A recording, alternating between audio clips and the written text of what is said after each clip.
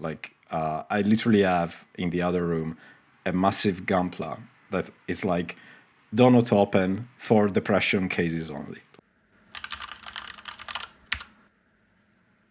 Hello and welcome! My name is Lorenzo and I'm a senior software engineer at Microsoft, where I work on React Native, of which I've been a maintainer for almost 6 years at this point. And I want to welcome you to Untitled Mental Health Project, because two things are hard in programming: naming things and taking care of yourself. I know what you're thinking. Who is this random guy? Why should I care? So to make a long story short, I deeply care about mental health, and I think that we really don't talk about it enough in tech. A few months ago, I decided to do something about it, and I was talking with a fellow developers from Google, and that turned into a video. And well, if talking with Roberto, this engineer from Google, was like the spark that convinced me to hit record and upload that video, my next guest is really like the wind that kept the fire going. So I'm very happy to introduce to you all like Nathan Walker. He's a principal software engineer at nstudio, and he is an active contributor and maintainer of Nativescript. Nathan, thank you so much for joining me. I can see your face, but I cannot see your mind. How's your mind today? What a great question. The mind is going in and out as a little bit. My son has pink eye this morning. So as we all know, external factors affect us in everything that we do, and you cannot control them. We will talk about that, I'm sure, quite a lot. Mind is okay. We just rolled off of a product demonstration last week, and it went really well. So we're feeling pretty good, but there's a lot more work to do in December. So about to dive deep back into code. But otherwise, Things are okay. That's great to hear. And, thank you so much for joining me. Yes, we're going to talk about some great topics, I hope. And before we do that, I actually wanted to just put out a quick reminder for you all listeners. Please remember that while we are going to talk about mental health, we're not professionals in that field. We are not therapists. So if you resonate with anything that we say today, please consider learning more on your own or actually reach out to actual professionals in the mental health field, like a therapist. We'll have some link in the video descriptions to help you with that. And with that said, Nathan, I really wanted to, when I talk about the wind that kept the fire going, I really mean it. I was preparing this first video, and I was really like concerned that, no one would care, or that it was going to be like a one-off type of thing. And you reached out into my DMs because I was like trying to tease people. Oh, I'm going to do a thing about mental health, to kind of like see if I could get some actual external validation. And you reached out, and not only you were like, oh, this is a really cool idea. You said some very kind words, but you really opened up about your experience with mental health. And that in itself made me believe that this project was something worth, investing my free time into, like dedicating some resources and putting it out there for other people to learn from our experiences. And, you've also been very open more broadly. You did a very insightful and a very strong thread on World Mental Health Day. And I actually wanted to maybe start from here. Like, you were able to kind of open yourself and show your vulnerability to me and to a lot of people. And let's start from there. I wanted to ask you, how did you manage to overcome your fear of vulnerability? It's a very difficult thing, and it's hard to talk about these things. I think we'll start with stating that no one is immune or invincible to the feeling and struggle with mental health. I think everyone has their own, internal struggles and has their own way to deal with things. We're going to, in this discussion, I think, focus a little bit on software developers and maybe the unique mental challenge in our field. But in all cases with mental struggles, I think the vulnerability is important because you cannot get to the source of your feeling until you allow yourself to be vulnerable to understand where the core root emotion comes from. And I think what is tricky about it in any mental health situation is that most often the emotion is caused by something that can be very small and innocent, and it sort of snowballs. It's sort of put down and phrased in your own mind as something else, perhaps. Maybe there's shame associated with it, and you try to cover that shame, and then the layers sort of layer on top of that. And that's where I think things get really complicated, because those layers that you add are usually adding more emotion to the initial emotion. And then it turns into a much bigger and more complicated emotion. And I think in therapy, I think what's nice about therapy, and I go to therapy myself for my marriage, like marriage therapy we find really helpful, my wife and I. I think personally, when you try to break down those layers and you get to the root source, it's it's draining, because it takes a lot of energy, I think, and focus to break those layers down. And most of us don't have the time and often the energy to want to do that, at least on the surface.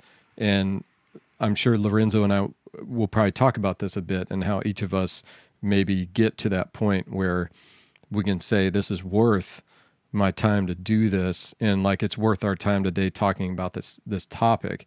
And I think for myself, hearing Lorenzo do this, and the last time he talked about this topic, for me, it's sort of empowering to know that someone else has the strength and the desire to talk about these topics, because it is something that feels at times a bit maybe embarrassing to talk about, or it can cause you to go down perhaps a rabbit hole that you're afraid of. Yeah, I mean, maybe to turn that back on yourself. Yeah, I think like the for you, to even start to talk about this topic, was there a primary point in your life that said, I should talk about this? Because maybe that begins the journey, or at least the relation to others, and when it becomes important, maybe, to talk about it. Oh yeah, I mean, I could probably spend a lot of time talking about myself and my experience with mental health. I just wanted to like acknowledge some of the things that you said, and like maybe put a bit of a spotlight on some of them. Like you mentioned shame. I think that's a key word that a lot of people, especially us, like we're both white males, I think we both grew up in societies where the norm is boys don't cry, For sure. like showing vulnerability, being allowed to feel shame or like feeling vulnerable is usually something that you're not allowed to. You don't get educated at that. When earlier you said, sometimes these problems have small roots, but then you layer on top. That kind of like mirrored quite well my my journey in therapy. Like it was really about understanding why I was behaving a certain way and feeling certain things. And then when you start peeling the onion and you start to get an idea of where that originally can have been, started from, it's really, it was eye-opening for me to realize that, oh wow, if only I was taking more care of myself at that point in my life, if only I was more aware, maybe I wouldn't have had this problem further down the line. And going back to the question you just posed to me, like that's one of the reasons why I wanted to, start this and talk with you, is even just to create this awareness, like give people that are similar to us that work in tech, which is, again, we just said we're white males, we're living in a society where, we're not allowed to feel emotions. Like in tech, it's even worse, Tech, there's a lot of the hustle culture. There's the push through, don't feel the pain, keep going. And I really feel that like our unrealistic reality really creates a lot of, people that suffer and a lot of burnout. Like I think that probably in the last few years, a lot of people have heard of burnout, but sometimes there's still it feels still that sometimes it's perceived as a badge of honor. Oh yeah, I've been twice in burnout. Look at me, how strong I am. It's like, you're missing the point. Like, you shouldn't be suffering and, just pushing that down, because it will explode at some point in the future. Like, there's so much that I think we could do better as humans. And if even just creating a bit of this awareness and getting people to, maybe start their journey in taking care of themselves a bit earlier, maybe that will prevent someone else going into burnout.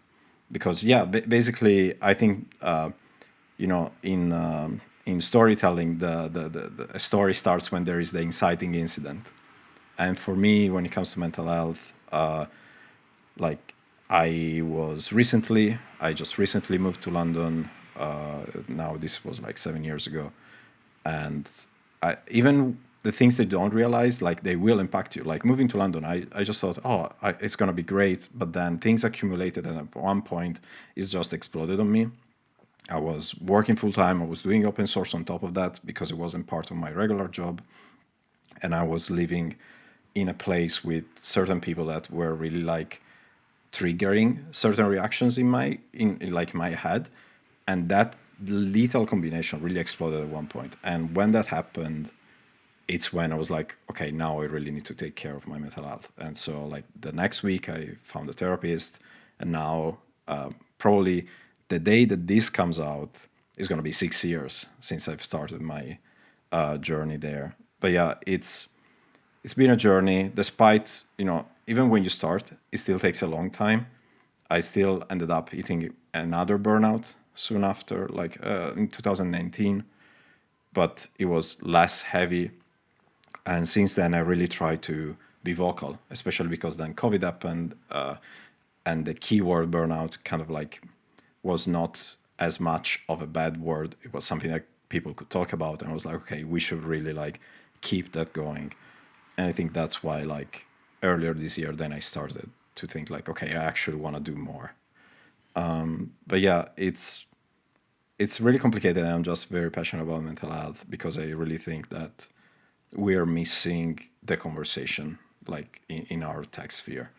And, both me and you, we work in open source. So we are like on the edge where, like, there's a lot of people that end up in burnout. Like, one of the things that I did a while back, right before COVID, was like a meetup for open source maintainers to share their stories here in London. Like, it was very small, but basically the idea was like just a way for maintainers to vent to each other and kind of like relieve a bit of the pressure. Because I really feel that open source maintainers really feel a lot of that extra burden. How do you deal with like this, like being in open source, being a maintainer? How does that impact your mental health? I mean, it's heavy. It's heavy, and you have to find an outlet to deal with it, because it's not easy. And so you definitely need a productive outlet. I think that can come in many forms, but definitely you have to step away from the screen. To react to some of the things you said there, I think the burnout, if we talk about burnout for a minute and bring that back to open source and dealing with that, and how burnout feels and what leads to it, ultimately you're not talking about your feelings a lot when you are working constantly towards a hard-driven goal. And that on top of other objectives and other things you're trying to meet, and the medium that we're interacting through, which is a computer, we're not often sharing emotions through that. A lot of projects that I think you and I work on, at times, the interaction can feel a bit robotic, as programming can be. I mean, you are programming a machine, so it is robotic in a lot of ways, but it can be very creative work. But creative work is just as vulnerable and on the edge as like programmatic, like robotic interaction, because if you're a designer out there, you can burn out just as quickly as someone programming, because you're putting your emotion out there. Usually when you're putting designs out there, kind of like being in art school and, putting your painting up on the wall and letting your whole class like critique your art, design is a lot that way, and you're never going to be prepared for the feedback that you get often. And I think that's, of course, similar with programming. So I think during those moments, you definitely can become more comfortable with feeling when things are getting a bit tight. If you're finding it hard, I think, to mentally break away, and if you're sitting with your wife or your friends, or you're having trouble breaking that away, then I think it's a good sign, to take that and listen to that and say, now I need my outlet. And the outlet, I think, is a complicated thing for everyone. I mean, I can speak to what works for me, but I think what works for me doesn't work for everyone. And I think that is probably the most personally challenging thing to find, because it takes some experimentation, and sometimes trying one outlet may not work as well as another. And, if you try an outlet and it doesn't work, that can become deeply as depressing as the initial feeling of burnout as a whole. And so there can be fear associated with trying to even deal with it. But I think everyone does find it if they take an effort to find, an outlet there. But burnout is a very lonely place. I think if there is someone on your team that you're close with and talking with that you can speak with about it and your feeling, I think it is very important to talk openly about, your feelings with those that you work closely with. And, you should be able to trust those colleagues that you work with in speaking that.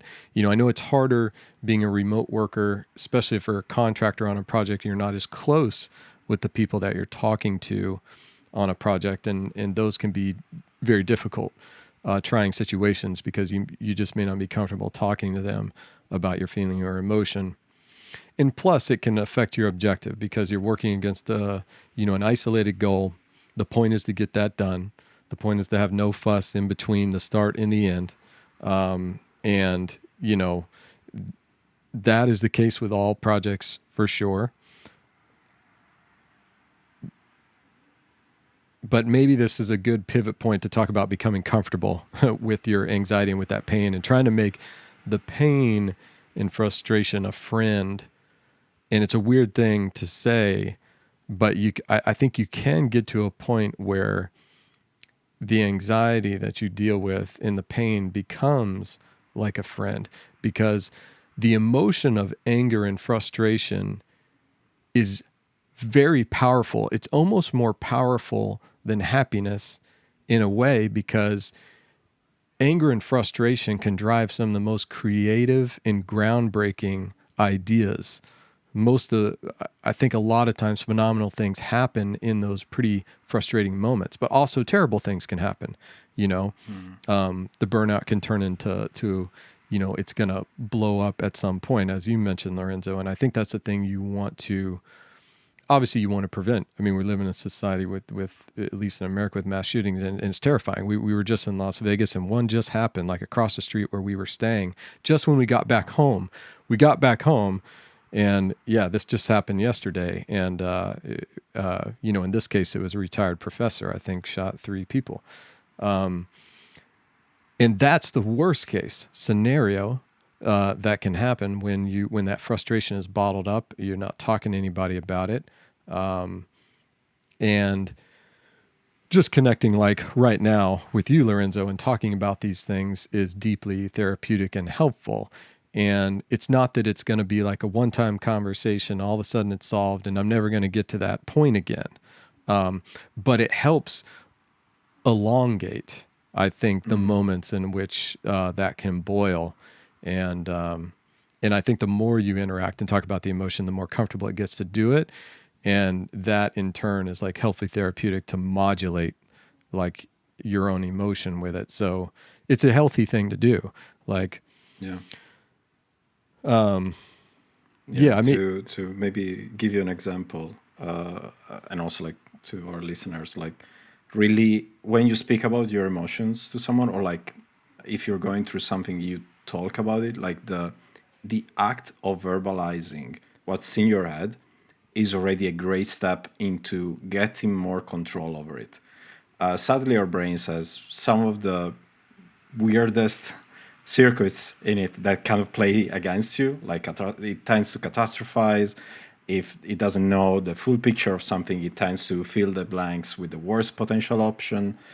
So, when you vocalize something, usually it's very freeing. Like you mentioned, talking with your partner, talking with your colleagues, and I 100% subscribe to that because it really helps, like it lifts a weight off your shoulder doing it. I think you And feel it too.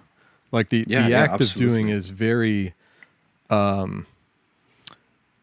it's very like incandescent. Like you feel the pressure relieve from your mind the moment you verbalize it, and it is literally like you are, channeling it out. And yeah, I think it helps your whole body because that emotion is physical as much as is mental, because as it stacks up in your mind, I think a lot of us feel the stress in our shoulders and our neck, just from sitting. But I think the stress of those situations, you feel it in the same way, and then it kind of like propagates through the body, and then you can end up in these sort of physically contorted situations that double and compound that. Absolutely. Yeah, stress is physical. Like your brain is part of your entire body and it will like propagate what happens here, it will propagate to the rest of your body. So absolutely. And also plus oneing, another thing you said about, doing it a lot and like getting good at it. It's not only because that way you're better at expressing yourself, but literally you practicing that will rewrite the circuits in your brain into thinking in a different way. The classic example in this, and it's something that I've been trying to do for the past 6 months myself, is a gratitude journal. Like I'm really a pessimistic person. I'm really bad at celebrating my wins. And what I've learned at some point this year was that precisely because of this mechanism of like, if you do it enough, your brain will start integrating those things in the inner circuitry, is that basically every evening I have these two prompts. They're very simple. One is what is one good thing that happened to you today? And the second one is what are two things you're grateful for? And I do that every evening. Just it's very easy, it's very simple. I have it there and I just do it very quickly. You don't need to type a big thing. But like this element of like practicing and like putting things out there and trying to, it will rewrite your brain. And it's helping me. Like I'm not at the point where I'm feeling good at celebrating my wins yet, but at least I see the small things and I see the small wins. And that can get a long way. Like right now, luckily, I'm not in a bad phase of my life. I'm not in a bad place mentally.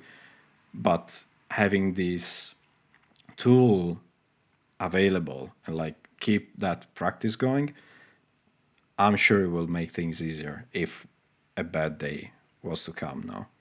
Do you have any practices like that? It's a very powerful point. Yeah, gratitude. I do practice that. I don't write it, and I think that's an important point where when you're sharing like the tools that work for different people, I think people often, and I've heard gratitude journal therapists even mention that it's a powerful tool. You can say it in your head in the morning, or you can say it, while you're driving in the car. But gratitude, you can be in the most stressful, impossible situation, and for one split second say, thank you for bringing this challenge on me to learn from this. And all of a sudden, the stress can start to evaporate away by just one expression gesture of gratitude, because it has like a molecular flip in the mind to turn that impulse outward instead of inward. And I think even being gratitude in the most simplistic situations, like I'm thankful to Lorenzo right now speaking about this topic. He doesn't have to do this, and it's nice to talk about this topic. And I'm appreciative of him to talk about this openly, because I deal with this with my colleagues too. I've seen many of developers who feel like, I think that they just want to deliver and they don't want to talk about what's affecting them. And it's challenging, I think, to talk about what's affecting you, because it requires communication skills that are hard to do remote. Yeah, I think remote work requires communication at the highest degree. Like, I think you can only work remotely well if you communicate well, because communication can be a challenge for others, especially like non-native language speaking workers. You know, if you have someone on your team who doesn't speak super fluent English or doesn't, speak fluent Italian, I think is Italian your native language? Yeah. Do you speak it better than English? Oh yeah, for sure. So my English is not that good. yeah.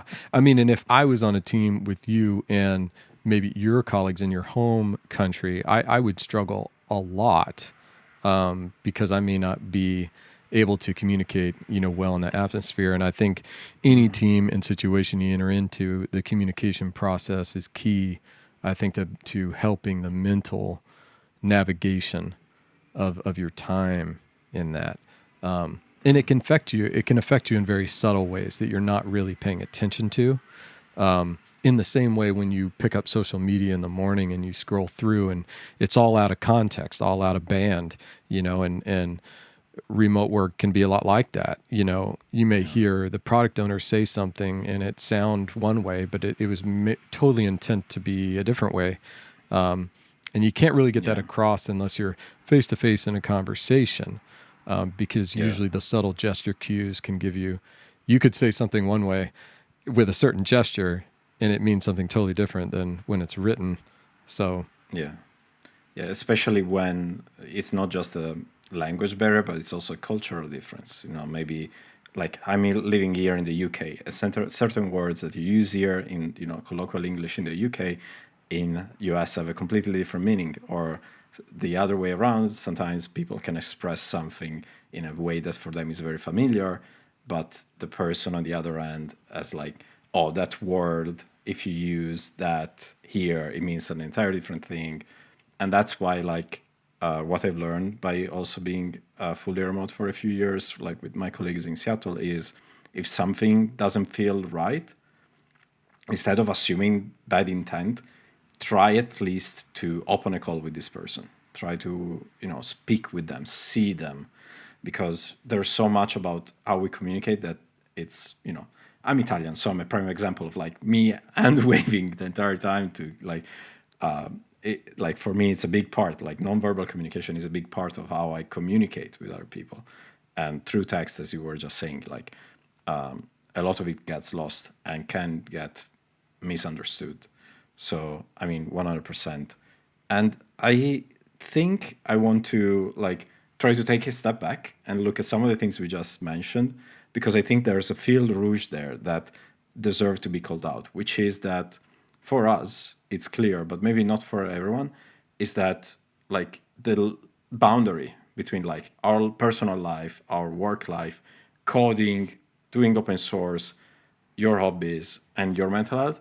Sometimes people try to say, oh, no, this is completely separate. I'm two entirely different persons.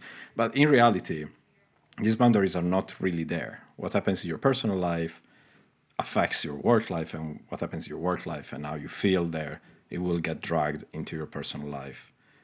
I think it's something that is worth calling out. A lot of people try to live into this world where everything is separate, but then, for example, and I'll just talk about me because I'm the person I know the most. And then I go to sleep, and the first thing I think about is that stupid discussion that I had with that person about the stupid topic at work.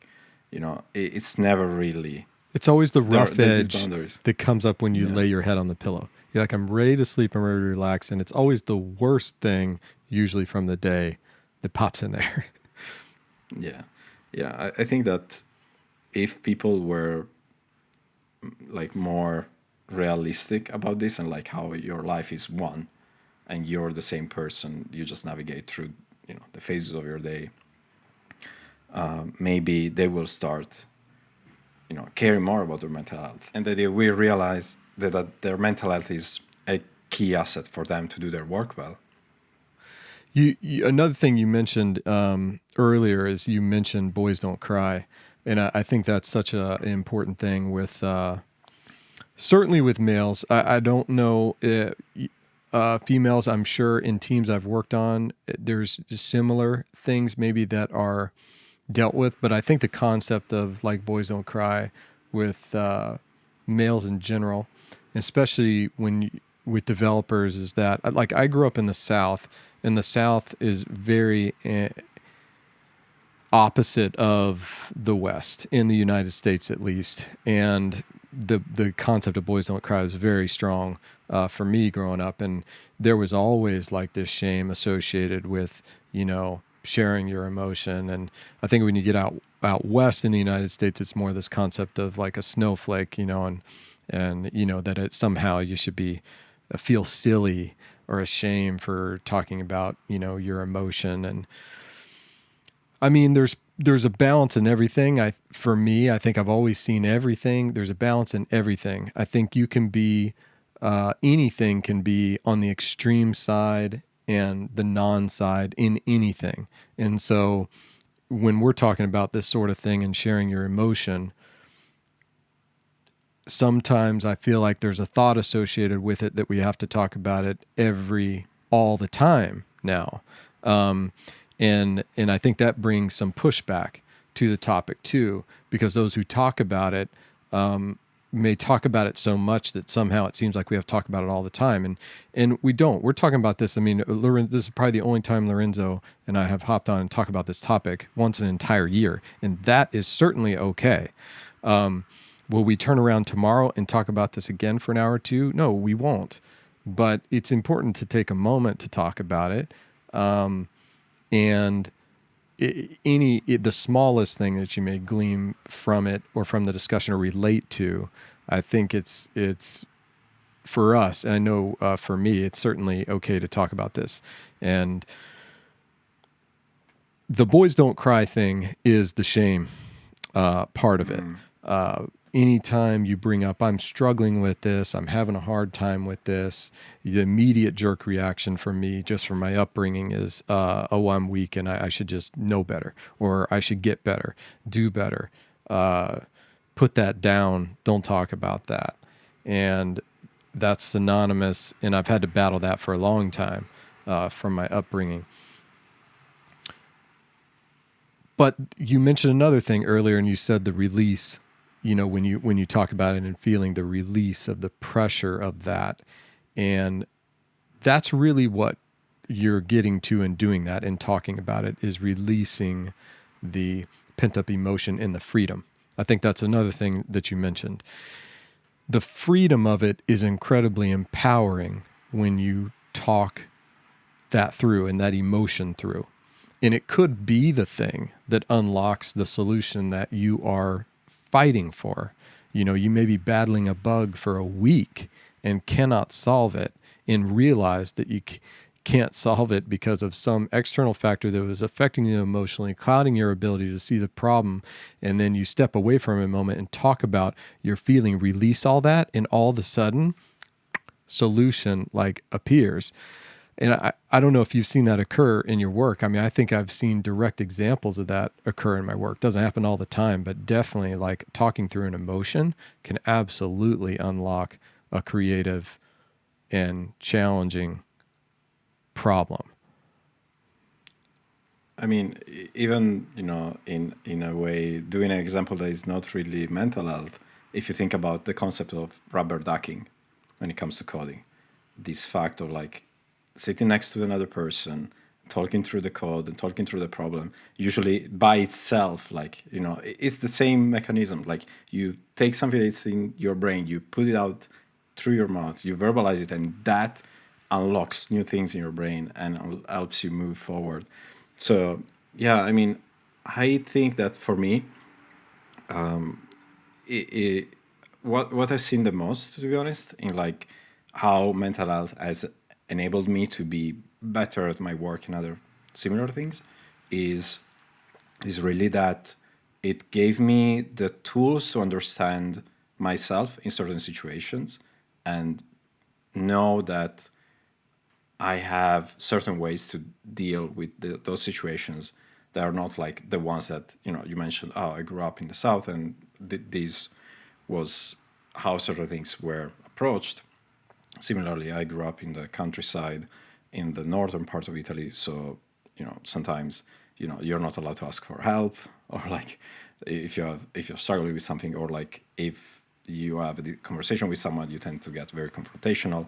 Like, through my journey in mental health, through therapy, I really learned a set of tools to help me, like push back those instincts and instead use better approaches and like, communicate in a different way, or like talk using certain vocabulary, or, use a different approach.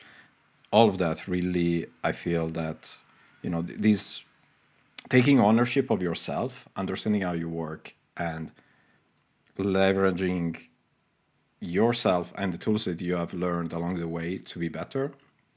I think that's really like, if I have to do a pitch of mental health to someone, like, why should I care about mental health? It doesn't help me with their work. No. This is how it helps. Let's talk about solutions a minute, because I think this is an interesting conversation.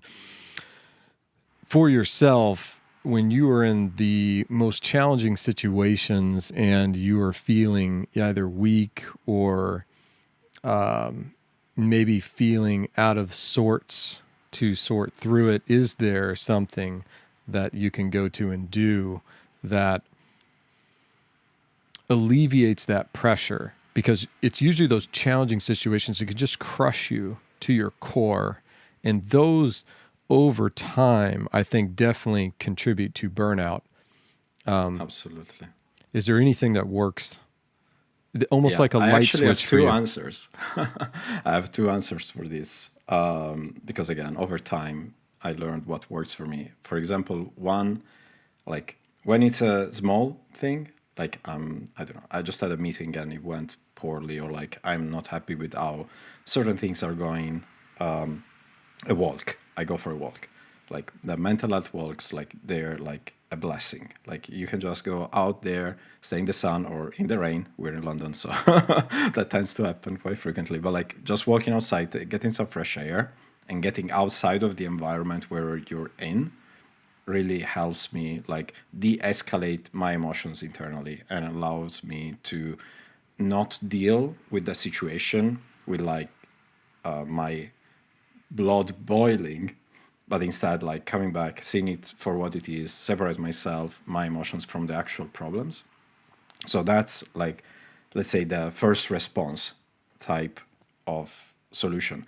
And when things are actually very bad, I also read it in a book, like sometimes some therapists recommend having like a mental health medikit ready, like a box where you literally put in some of the things that you can do to soothe your mind. For me, when I'm very, very in a bad spot, I found that things like Lego or Gunpla, so like this act of like putting together and like building structures in a very like hardware way, like no software involved, that's really helpful for me. Like I literally have in the other room a massive Gunpla that is like donut open for depression cases only. Like it's literally just there so that the next time that I'm gonna have a really bad time, I can just like use that as my my lifeline. Yeah, sorry, I couldn't remember the English word as my lifeline. But yeah, how about you? Do you have any tools in your shed for this dealing with mental health situations? For me, I in the deepest ones, the darkest ones, I have to sweat physically. I have to get into a deep physical, exercise. I mean, I've run ever since my early 20s. I'm 44 now, and I've been, almost every other day. And it certainly helps modulate. But if I'm in a deep, challenging and crushing situation, I have to put tennis shoes on and go for a run. The deep sweat, and I mean like literally deep sweat. I mean, it can't be just a brisk sort of breeze through on the outside. And that for me can be like a light switch. But the frustrating part about it is that, of course, it's not immediate because it usually takes a good 20, 30 minutes to get a good, deep sweat run in. So, I mean, it's not an easy thing. So that's the option when I have the time to do it and really need it.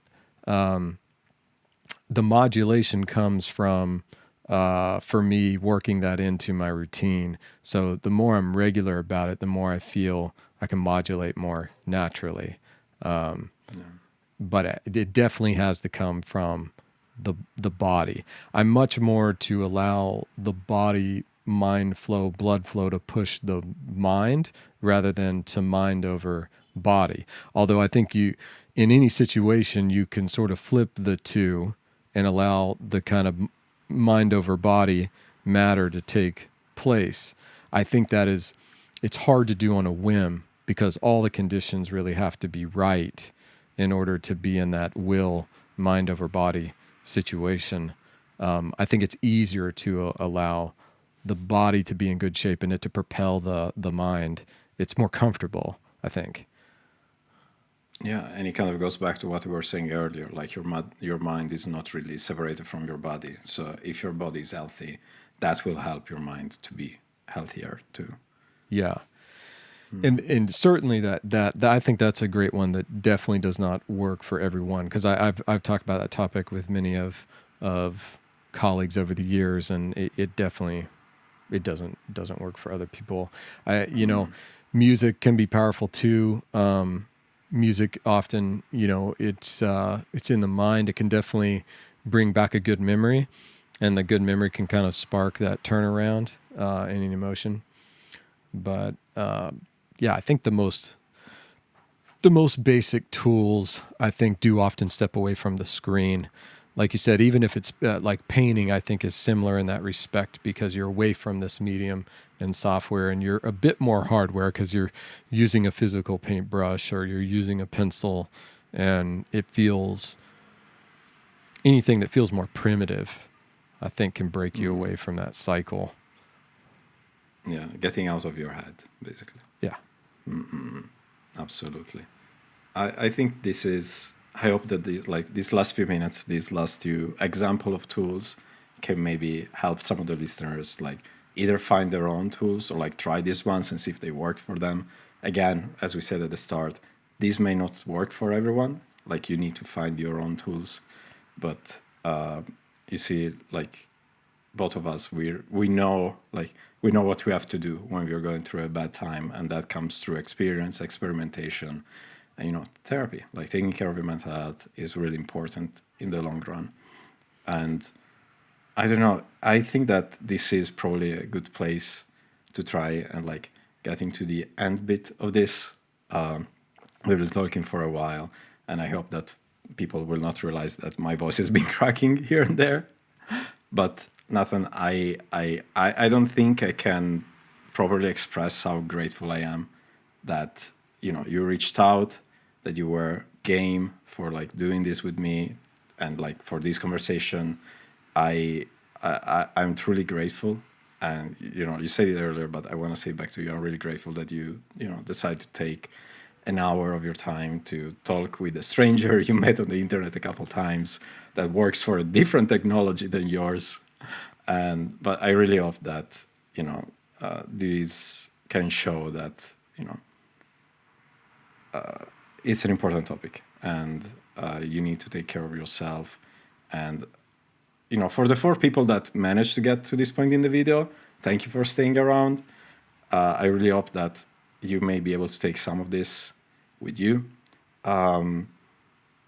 Nathan, do you have any like parting words for any listener that is still here?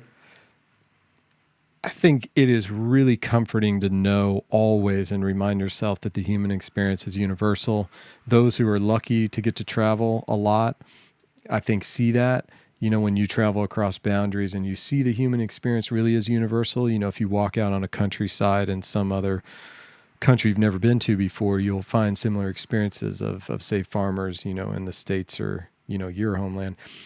It's really comforting to know that the human experience is universal. And you can remind yourself that.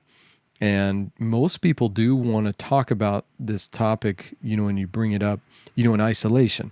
I think it's important. Some people don't want to talk about it in public, and that is true. And I think that is absolutely okay to not talk about it in public all the time. And it's also, I don't think you need to talk about it all the time out loud. But I think for sure with trusted colleagues, with partners and friends, definitely opening up helps. And yeah, I think we all experience the same pains, and maybe the coming to grips in friends with your frustration is a powerful concept that maybe we can talk about more in the future, in ways to bring frustration in as a friend, because I think that's an equally as important skill that can become very interesting. And I think you can even surprise yourself often if you open up to the idea in an angry moment that you can say, this anger of mine, I can actually use this as my friend. It's a weird thing to think about, but there's some very liberating things in there, I think, that could be talked about. Totally. And yeah, we should probably do it again in the future.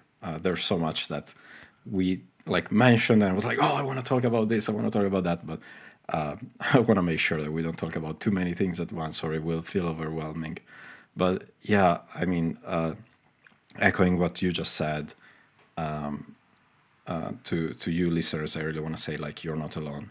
Probably what you're experiencing can be shared. There is someone that can, resonate with you. Like, reach out to your friends, reach out to your family. You are not alone. There are going to be some resources linked in the descriptions. People can support you if you're going through a rough time. And, we're on YouTube, so I have to do the doobly do. So, if you enjoy this chat between us, let us know, write a comment, click the thumbs up thingy, or like share this video, or, reach out to us on socials. We are going to have the links for everything down there. And thank you so much for watching this video. As I said at the start, mental health is a very important topic. I'm really passionate about it. And I really hope that this video is going to go out on my 6th anniversary of starting therapy. I think that's a nice bow to 2023. And, I want to do this more. Maybe you'll see Nathan again in the future. I have a couple more people in mind. I still need to tell them, though, but maybe it will happen. So, until then, all the things, the likes, the subscribe, all of them, but also please take care of yourself and each other. Thank you again, Nathan. Thank you so much, Lorenzo. And anyone, if you want to reach out to us individually, I know for myself, feel free to reach out if you want to talk about this topic at all. I would appreciate being able to talk to anyone about this topic. Awesome. Thank you, everyone. Goodbye.